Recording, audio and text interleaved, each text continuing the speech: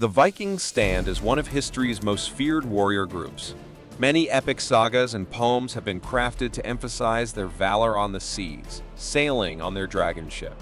These tales recount the exploits of fearless heroes and warlords who, armed with strong armor, razor-sharp blades, and sagacious intelligence, boldly ventured to conquer new lands and amass great fortunes. But amidst these all-famous warriors, there was one name that's synonymous with respect and admiration: Ragnar Lodbrok. The legendary Ragnar Lodbrok held the throne in both Denmark and Sweden during the 8th and 9th century. His tale is primarily chronicled in the Saga of Ragnar Lodbrok, which clarifies that the epithet Lodbrok refers to hairy trousers. This distinctive clothing was crafted from boiled wolfskin and tar, rendering them thick and durable. The exact birthplace of Ragnar remains a mystery, with conflicting sources pointing to either Sweden or Denmark. Born to the Swedish king Sigurd Ring, Ragnar belonged to the Yngling lineage, an ancient noble line of Swedish and Norwegian kings believed to be descendants of the gods of the Nordic pantheon. The first Yngling was the fabled king named Yngvi, son of Njord, the mighty god Vanir of the sea. Yngvi established the revered temple of Uppsala, a pivotal religious site within Nordic paganism.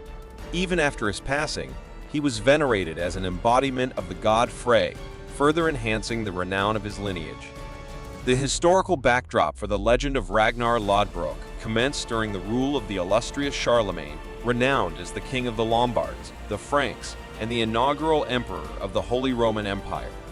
During the era of Charlemagne, Christianity experienced swift growth across Europe, extending its influence to the Nordic territories of Scandinavia, where it initially faced resistance from the local populace. The resilient Nordics clung to their ancestral beliefs, steadfast in their devotion to the ancient gods. As religious disparities intensified, armed conflicts escalated, paving the way for the renowned Viking invasions. What had previously been sporadic raids by small groups of Nordic looters transformed into a more widespread phenomenon during this period. Frank's references point to a Nordic monarch named Horik, who held the throne in Denmark from 827 until his demise in 854.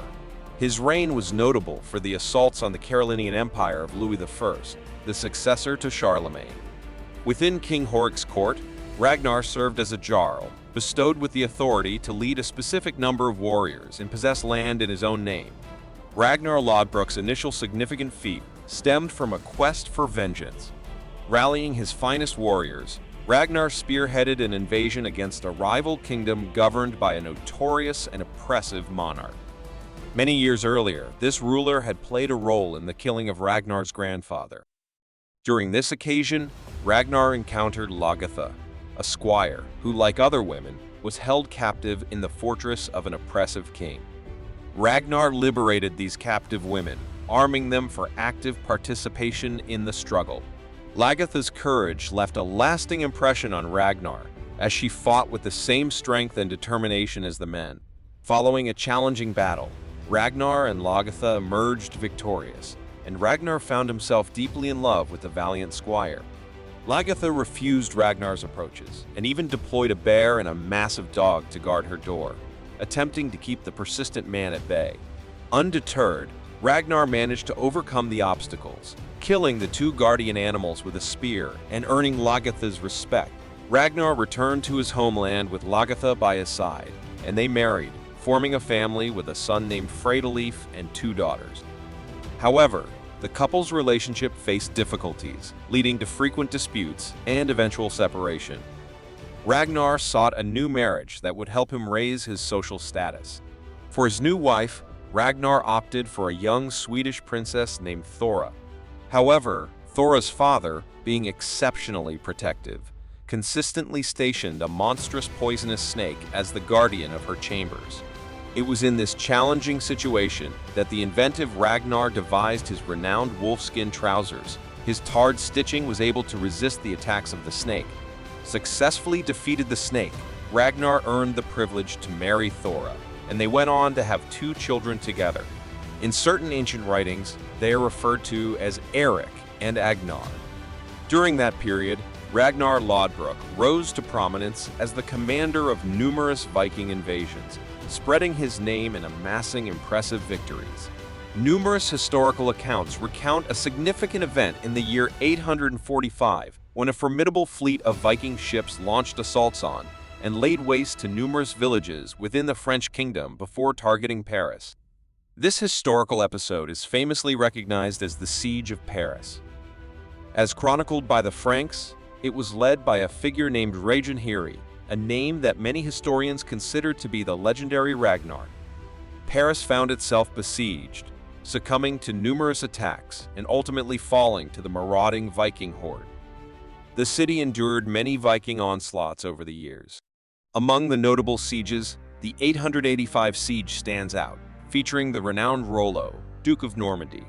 Contrary to popular belief, Rollo had no parental relationship with Ragnar.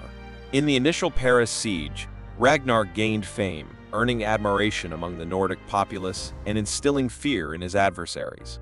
However, fate took a cruel turn for Ragnar when his wife Thora passed away at a conspicuously young age, leaving him in profound grief. Years later, in the course of his adventures, Ragnar encountered a captivating young woman named Aslaug, initially portraying herself as a simple peasant. Unbeknownst to Ragnar, Aslaug hailed from distinguished Nordic lineage, being the daughter of two renowned heroes, Siegfried, the legendary warrior who vanquished the dragon Fafnir, and Brunhild, a Valkyrian daughter of the god Odin.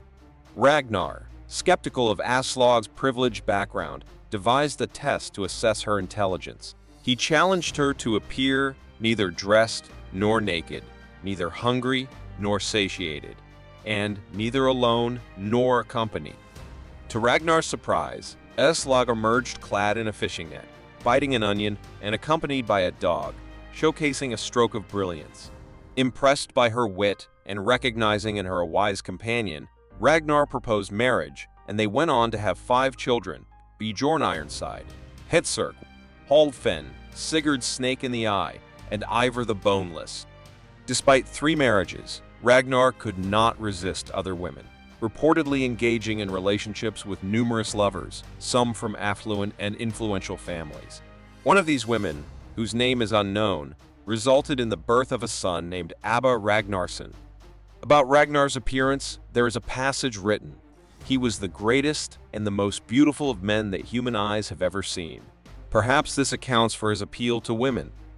Ragnar's life post the Paris siege remained shrouded in mystery. Some narratives suggest he embraced the true Viking lifestyle, spending years sailing along the coasts of Ireland, Northumbria, and France, leading fresh attacks on villages and cities. In Ragnar's absence, his children matured into respected warriors, some even surpassing their father's conquests. Upon Ragnar's return from self-imposed exile, concerns arose as he observed his children eclipsing his legacy. He began to fear a weak old age, where he would die forgotten in some lonely bed. In a bid to revive his name, he sought new allies to spearhead a significant assault against the English kingdoms, aiming to establish lasting settlements and give new life to many Nordic settlers. Unfortunately, Ragnar faced a setback as only a few warriors volunteered for the journey. Undeterred, he set sail for England with only 2 warships, intending to land on the shores of the Kingdom of Mercia. However, a fierce storm battered his boats, causing them to sink in turbulent waters. Despite the shipwreck, Ragnar managed to survive and reach the beach. Unfortunately, the storm diverted him to the realm of Northumbria, where he was captured by soldiers of King Aelle. Ragnar, already a despised adversary who had stirred considerable strife in Northumbria, swiftly faced a death sentence. Details about Ragnar's demise are scant, with the most renowned account asserting that he met his end by being cast into a well teeming with venomous snakes. Ragnar may have died slowly, but he never begged for mercy, nor showed fear. Whether by coincidence or not, a few years post-Ragnar's demise saw the emergence of a formidable Viking force that invaded the 4 kingdoms of England, an event famously known as the attack of the Great Heathen Army in 865. The commanders of this army asserted their lineage as sons of Ragnar and would not rest until they avenged his father's death. Ragnar Lodbrok's narrative remains a blend of myth and reality, with scholars often debating whether he was a purely legendary figure or an actual person whose history and exploits were embellished with growing popularity.